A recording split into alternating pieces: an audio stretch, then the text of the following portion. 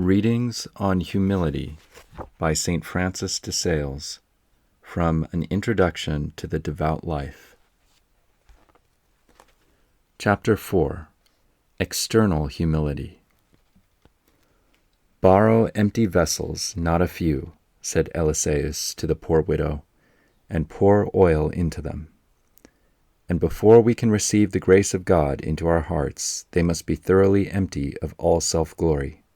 The kestrel has a peculiar property of frightening away birds of prey with its looks and cries, for which reason the dove seeks it beyond all other birds, and lives fearlessly in its neighborhood, and so humility repulses Satan and preserves in us the gifts and graces of the Holy Spirit. For this reason all the saints, and especially the King of saints and his mother, ever honored and cherished this virtue above all others. We call vainglory that which we seek for ourselves, either for that which is not in us, or being in us is not our own, or being in us and our own is not worthy to be glorified in. Noble birth, the favor of the great, popular esteem, are not in ourselves, they come either from our forefathers or from the opinion of others. Some are proud and conceited because they have a fine horse, a plume in their hat, or are magnificently attired. But who cannot perceive the absurdity of this, since if anyone has reason to be proud, it surely is the horse, the ostrich, or the tailor? And how very contemptible it is to rest our hope of esteem in a horse, a feather, or a garment. Another thinks of his well-trimmed beard and mustache, or his well-curled hair, his delicate hands, or of his accomplishment in dancing, music, and so on. But is it not very contemptible to try to enhance his worth or his reputation through such foolish and frivolous things? Others, who have acquired a little science, demand the respect and honor of the world on that account, as if all must needs come to learn of them and bow before them. Such men we call pedants. Others pride themselves on their personal beauty, and think that everyone is admiring them. All of them, in their turn, are utterly silly, foolish, and impertinent, and their glory in such empty things we call vain, absurd, and frivolous. You may judge of real worth as of real balm, which is tried in water, and if it sinks and remains at the bottom, it is known to be precious and costly.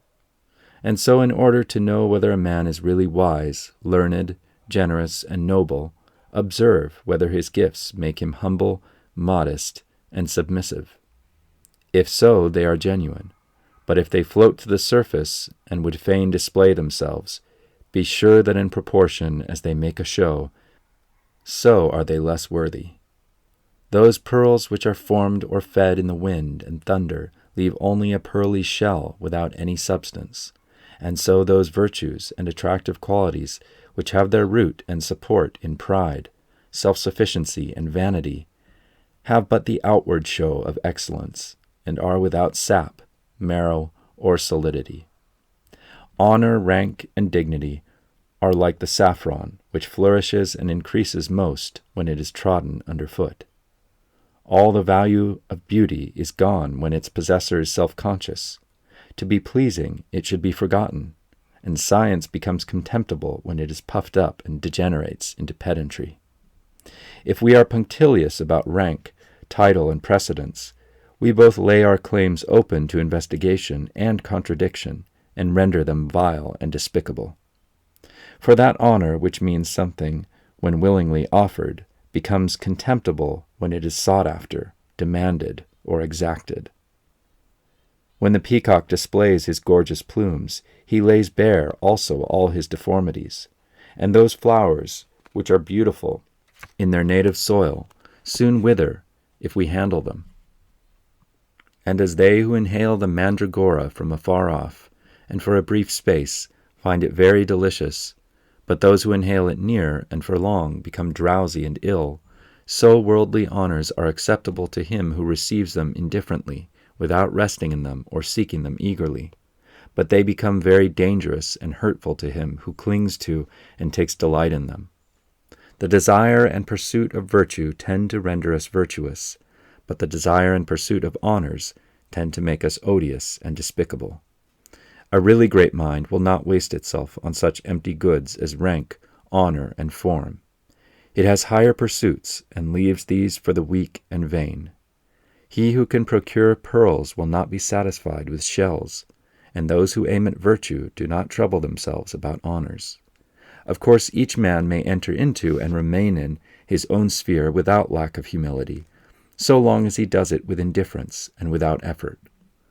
Just as vessels coming from Peru laden with gold and silver bring also a number of monkeys and parrots which cost nothing, and add but little to their freight, so those who aspire to be virtuous may well accept their rightful rank and honors, but always without bestowing much care or thought on them, and without being involved in cares, vexations, disputes, and anxieties in consequence.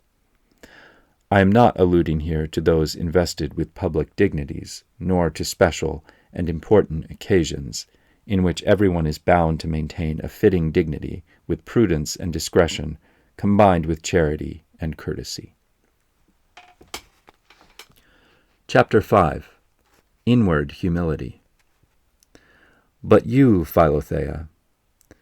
Note that the term or title Philothea is the name that St. Francis de Sales gives to his reader. But you, Philothea, would have me lead you further in the practice of humility, for that of which I have been speaking is rather wisdom than humility. There are some who neither will nor dare consider and dwell upon the individual grace which God has conferred upon them for fear of vainglory and self-conceit, but they are mistaken. For if indeed, as the angelical doctor tells us, the sure way of attaining to the love of God is to dwell upon his mercies, the more we appreciate them, the more we shall love him. And as everyone is more alive to the private than to public benefits, they should more especially consider them.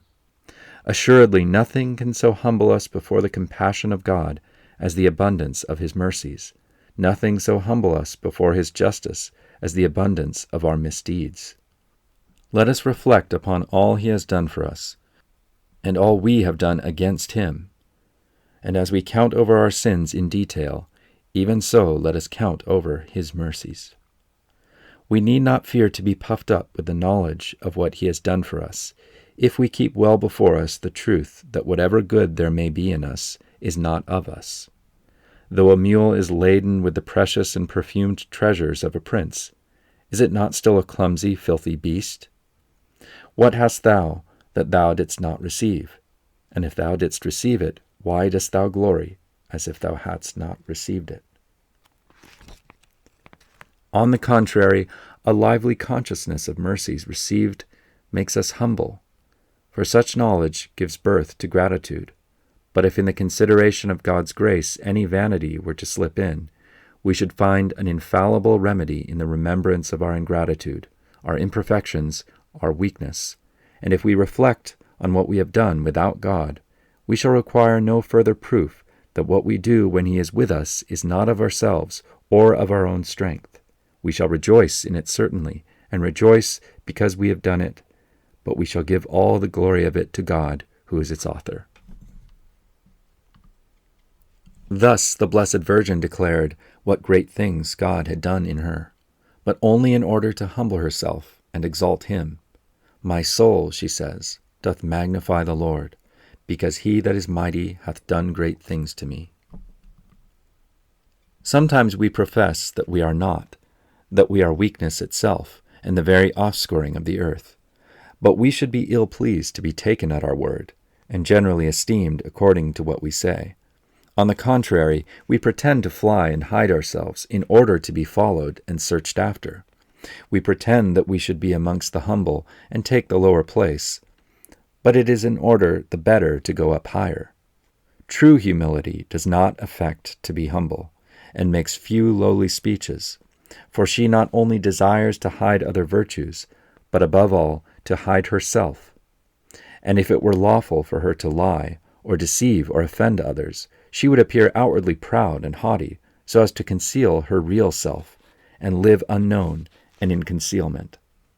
My advice, therefore, is that you do not abound in expressions of humility, or at least let a deep inward feeling agree with whatever you say outwardly. Never cast down your eyes without humbling your heart, and do not pretend that you wish to be among the last, unless you truly desire it in your heart. This I hold for so universal a rule that I make no exception to it. Only sometimes ordinary courtesy may require us to concede the superiority to those who evidently have no claim to it. And in that there is neither deception nor false humility, for in such a case the concession of superiority is a beginning of honor, and since we cannot give it them altogether, it is well to give what we can. I should say the same with regard to certain expressions of honor and respect which may not appear strictly true, but which really are true if he who utters them has in his heart a sincere intention to honor and respect him to whom he addresses them. For although the words themselves may be exaggerated, yet there is no harm in following the conventional rules of society in using them. Still, I should wish that our words were always as far as possible in conformity with our feelings, that so we might be actuated in all, and through all, by cordial sincerity and candor. A really humble man would rather let another say that he is contemptible and worth nothing than say so himself. At any rate, when he knows that such things are said, he does not contradict them, but consents willingly. He believes it himself, and is content that others should share his opinion. There are many who say that they leave mental prayer to perfect men. They themselves are not capable of it. Others that they dare not communicate frequently, for they feel themselves unworthy.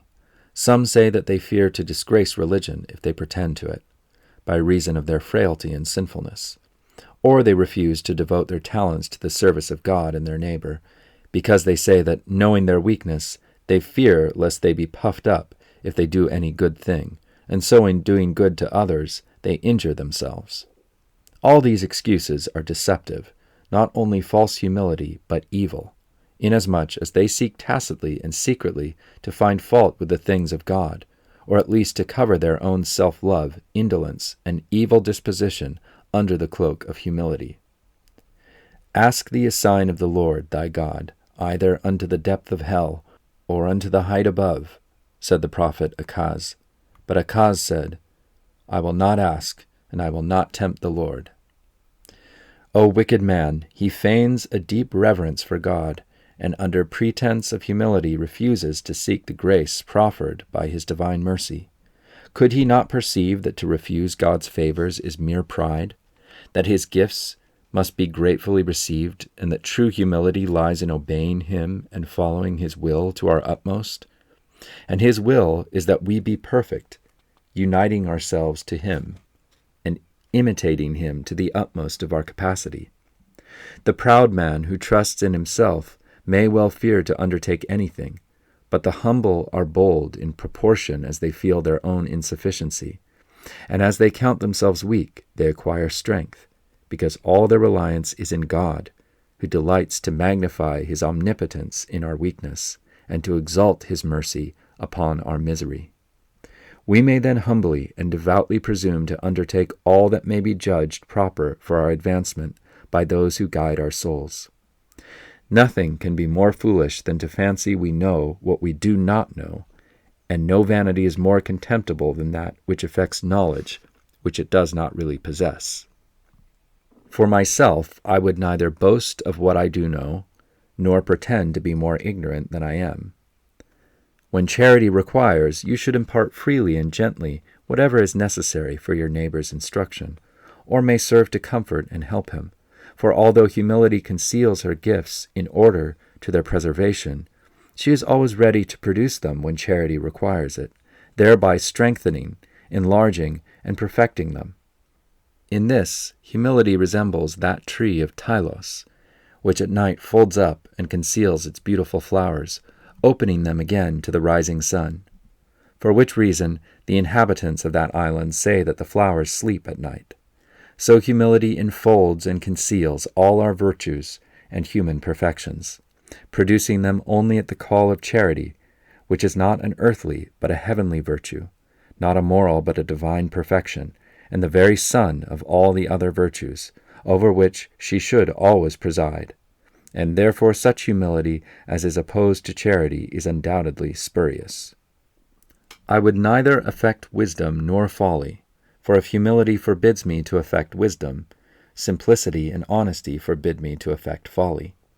And as vanity is opposed to humility, so all artifice, affectation, and pretense are opposed to honesty and simplicity.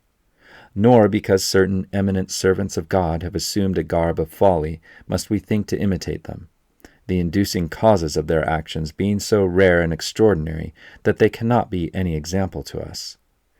When David leaped and danced before the ark of the Lord, it was not an assumed extravagance of demeanor, but simply that his external actions corresponded to the unusual, immeasurable gladness of his heart. Therefore, when Michal, his wife, reproached him with his folly, he was not offended at her contempt, but continuing in his earnest, hearty demonstrations of joy, declared himself willing to bear some reproach for God's sake. In like manner, if any despise you or count you as foolish and contemptible on account of those actions which proceed from a true and hearty devotion, humility will teach you to take pleasure in such honorable contempt, the cause of which is not really in you, but in those that reproach you. Chapter 6. Humility makes us love our own abasement. A step further, Philothea, would I lead you, and bid you in everything to welcome your own abasement. And if you ask what I mean, I answer that the word in Latin means humility, and humility abasement. So that when the Blessed Virgin says in her song of thanksgiving that because the Lord has regarded her humility, therefore all generations shall call her blessed, she means that God has looked favorably upon her abasement, her poverty and lowliness, in order to crown her with favors and graces. Yet there is a difference between the virtue of humility and abasement, for the latter is that littleness, meanness, and imperfection which is in us, although we think not of it, but humility consists in really knowing and freely acknowledging our abasement. Now the perfection of this humility is not only to know and acknowledge it, but to take pleasure and delight therein, and that not from lack of spirit or energy, but the more to exalt God's majesty and to esteem our neighbors better than ourselves.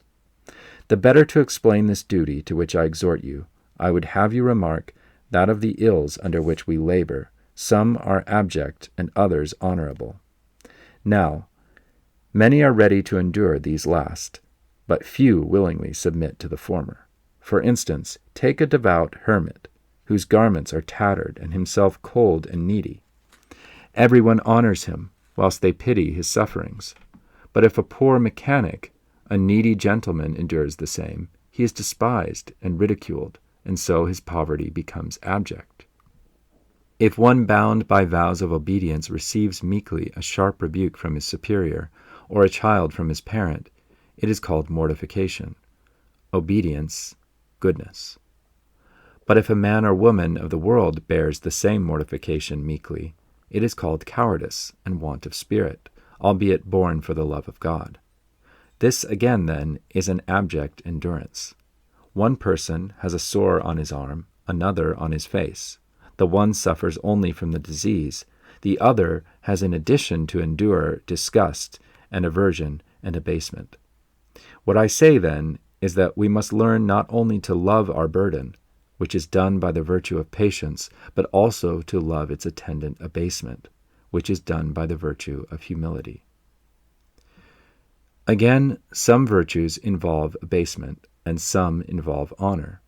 For the world despises patience, gentleness, simplicity, and oftentimes humility itself, whilst it highly prizes sagacity, valor, and liberality. So too different fruits of the same virtue are differently esteemed. Thus almsgiving and forgiveness of offenses are alike the result of charity, but whilst everyone honors the first, the world despises the latter action. A young person who resists the example of his or her companions and will not join in the excesses of pleasure, drinking, gaming, dressing, or idle talk is ridiculed and criticized by the others, and his self-denial is called bigotry or affectation. Now to take such contempt gladly is to rejoice in abasement. Again, we are deputed to visit the sick. If it be to a poor and miserable man that I am sent, it is an abasement in the eyes of the world, and therefore I will welcome it. But if I, on the contrary, am sent to the rich, the abasement is spiritual, for it is neither so worthy nor so meritorious an act. Therefore I will still delight in it. You fall in the street, and in addition to the hurt you receive, you become an object of ridicule. Well, receive it gladly. There are some failings in which there is no harm beyond their abasement, and though humility does not require us to commit them, it does require that having committed them, we should not vex ourselves on account of them. Such are little foolish sayings and doings, breaches of etiquette, and similar slips, which we are bound in prudence and courtesy to avoid. But if we are guilty of them, then we should patiently accept the consequent abasement and receive it willingly as a practical lesson in humility. I would go further still and say that if I have been led through anger or wantonness to use unbecoming language, therein offending God and my neighbor, I should assuredly repent heartily, feel a lively regret for the offense, and do my utmost to make amends. But at the same time I would endeavor to welcome the abasement and degradation which are the result of my fault, and if it were possible to separate the two, I would undo the latter, whilst I humbly retained the former.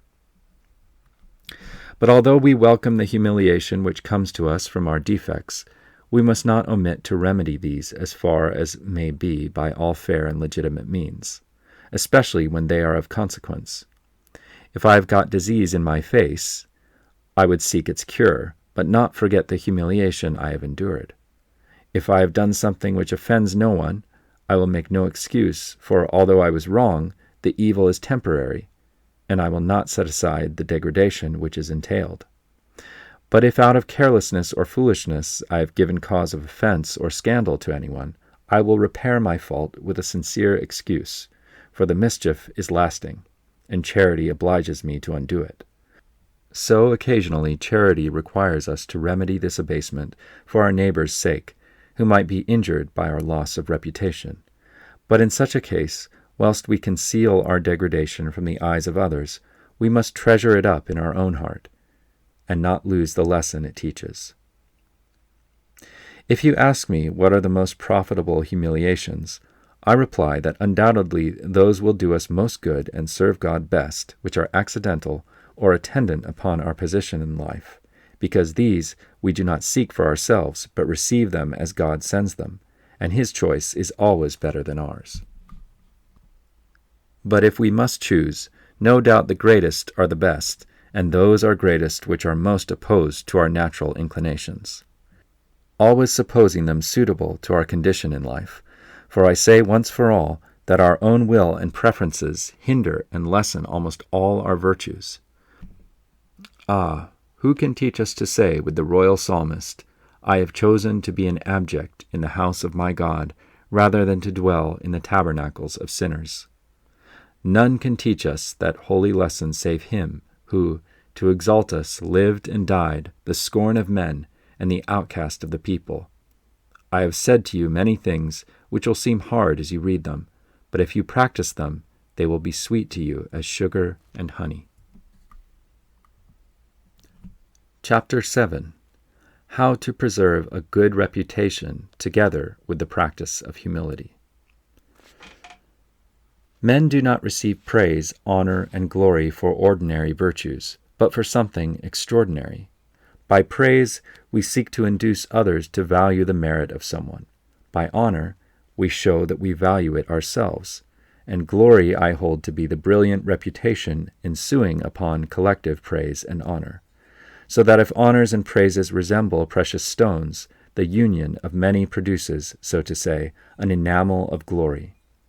Now, inasmuch as true humility does not allow us to imagine that we excel or ought to be preferred to others, it does not allow us to seek for that praise, honor, and glory which we hold to be the meed of excellence. But it does not militate against the wise man's precept to value our good name. For a good reputation does not imply any marked superiority, but simply an ordinary good and respectable life, which humility in no way forbids us to be conscious of, any more than to desire to be held in good repute for the same. Undoubtedly, humility might despise even a good name, were it not that thereby charity would be injured, for a good reputation is one of the foundations of society, without which we are not only useless, but actually hurtful to the public welfare, and a cause of scandal. Therefore charity demands, and humility consents, that we should seek and studiously preserve a good name. Again, as the leaves of a tree, which in themselves are little worth, are yet very useful not only in adorning it, but in sheltering the tender fruit, so a good reputation, though in itself of little value, becomes precious, not only as an ornament of our lives, but as the guardian of our virtues, especially those which are tender and frail. Our energies are stimulated at once gently and powerfully by the necessity of preserving our reputation, and really being that which we are thought to be.